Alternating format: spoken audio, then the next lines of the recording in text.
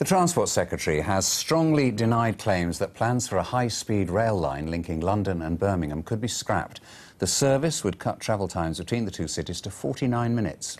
Well, last week, the Spectator magazine quoted an unnamed minister describing the £33 billion project as effectively dead. Meanwhile, villagers along part of the route say if it does go ahead, they want a tunnel to be built to minimise its impact. Here's Joanne Riddle. HS2 will happen, so says the Transport Minister Justine Greening, a whole week after a shadow of doubt was cast over it. Last week, an unnamed minister was quoted in the Spectator magazine saying the £33 billion project had no future. So, has it run out of steam? Absolutely not. I've never actually talked to the person who wrote that Spectator article. They were adamant that I had decided that that somehow things were changing on High Speed 2. This is a massively important project. It's something Jerry and Sue Marshall have paid close attention to. Their home in the Warwickshire village of Burton Green could be at risk. Well, she would say that, and it was a long time before that came out. But clearly the scheme needs a complete rethink because the business case has completely fallen apart. There is no great capacity need, and it's been rated amber red by the Major Projects Authority. Meanwhile, villagers here have made a film campaigning for a deep bore tunnel. Many here are against HS2, but if it comes, they want the tunnel to dig them out of what they see as trouble. Welcome to our village, Burton Green. Rona Taylor, a villager here for the last 37 years, is narrator. What makes you a special case for a deep bore tunnel rather than any other village affected by this? The fact that in this village, the plans for HS2 take the line straight through the middle of the village, with almost 30 houses facing compulsory purchase. So, although the Transport Minister's plans for the London to Birmingham link are seemingly on track, she did have this message for those against it.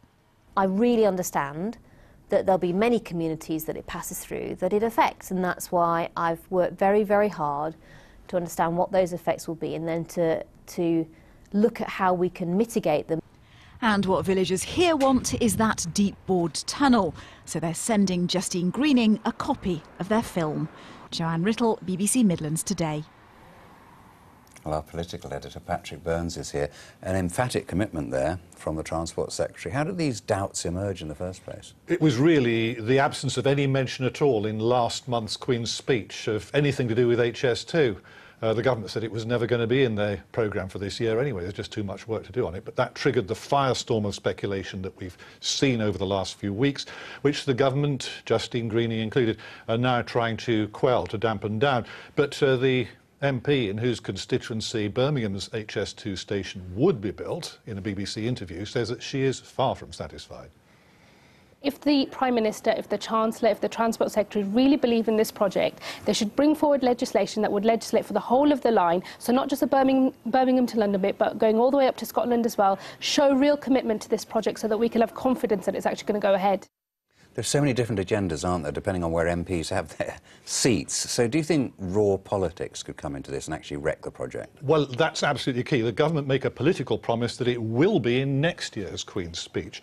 Were it not to be, Nick, that would certainly cast a question over whether it would have time to get onto the statute book before the next general election. Now, that's absolutely key, because one thing politically we can be clear about is that particularly the Conservatives want to have this issue resolved one way or the other, for good or ill, so they're not going into polling day in 2015 with rebellion in the shires. All right, what about this oft-maligned business case? Does it really stack up? Well, the economic expectations have been reduced, there's no question, but I think the full answer would take many answers, many decades to answer, and probably by people other than you and me, Nick. Oh, thanks for that, Patrick. Cheers.